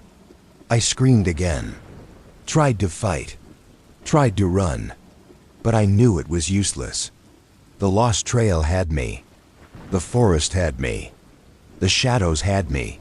And I realized with horrifying clarity, I wasn't just lost. I wasn't just trapped. I was already part of the trail now. Every step forward, every heartbeat, every terrified thought fed it. I ran blindly, deeper. I ran blindly, branches clawing my arms, roots snaring my boots. The whispers surrounded me, layered over my own thoughts until I couldn't tell which were mine and which belonged to the lost trail. The figures in the shadows multiplied. Pale faces, hollow eyes, mouths moving in silent screams. They pressed in closer, leaning over roots, twisting through the trees. Some hovered above the ground. Others crawled along the trail, following me, anticipating every step. And then I saw it. The first figure I had followed that night, the one that had lured me deeper. Smiling that uneven, impossible smile. Hollow eyes glowing faintly in the moonlight. "You belong here," it whispered. Inside my head, not aloud. Soft, irresistible, commanding. I stumbled, nearly falling into a shallow gully. Mud clung to my boots. My flashlight flickered and died. Darkness swallowed me, thick and solid. The shadows pressed in tighter. Faces emerged, indistinct but unmistakable lost hikers. Children, strangers, all part of the forest now, I screamed.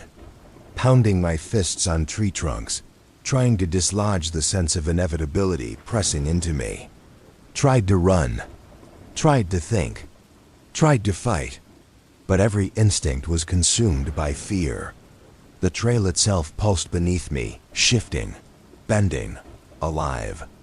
Every step forward dragged me closer to the clearing, to the figures, to the heart of the forest. Branches whipped my face. Mud splashed over my legs. The whispering became a roar. Hundreds of voices overlapping, calling my name, screaming commands, begging, mocking. My own thoughts were echoed back at me, distorted, twisted, and there, ahead, I saw the clearing. The moonlight revealed stone piles, each topped with the token boots, jackets, hats.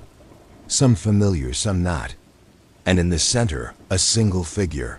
A child, pale, still beckoning. Mouth opening, eyes empty. The figure of the lost trail itself, for the heart of it waiting. I understood.